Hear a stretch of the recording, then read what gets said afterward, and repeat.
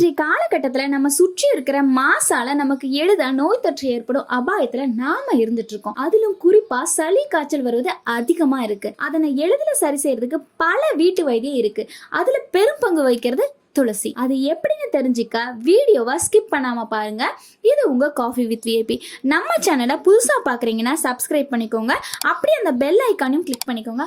அப்பதான் நாங்க போடுற வீடியோஸ் உங்களுக்கு உடனுக்குடன் கிடைக்கும். எல்லா விதமான நோய்களுக்கும் ஒரு சிறந்த மருந்தா விளங்குவது துளசி. இது குறிப்பா சளி காய்ச்சல் போன்ற நோய்கள் இருந்து விடுபட பெரும்பாலும் உதவுது. நம்ம வீட்டோட அருகில எந்த இடத்துலயும் இந்த துளசி செடியை வளர்க்கலாம். எல்லாரும் கண்டிப்பா துளசி செடியை வீட்டுல வளர்த்து அதோட பலனை பெறலாம். துளசி இருக்கிற இடத்துல எந்த விதமான எதிர்மறையான எண்ணங்களும் வராது. சளி தொற்று இருக்கிறவங்க துளசி இலையில இருந்து சாறு எடுத்து அதனை தேனோட கலந்து சாப்பிட்டீங்கன்னா சளி தொல்லை குறையும். அதோட துளசி விதையை நீர்ல ஊற வச்சு குடிச்சிட்டு வந்தீங்கன்னா உடல் உஷ்ணம் குறையும். துளசி, கற்பூரவள்ளி, வெற்றிலை மற்றும் தூதுவளைய தண்ணீரை சேர்ந்து கொதிக்க வச்சு அதை வடிகட்டி குடிச்சிட்டு வந்தீங்கன்னா தும்பல், சளி, தொண்டை சம்பந்தமான பெரும்பாலான தொல்லைகள்ல இருந்து விடுபடலாம். சளி காய்ச்சல் போன்ற சிறு சிறு விஷயங்களுக்காக நம்ம டாக்டர் கிட்ட போய் அதை சரி பண்றதுக்கு பதிலா வீட்டுல இருக்கிற துளசி இலையை வச்சே நம்ம வைத்தியம் பண்ணிக்கலாம்.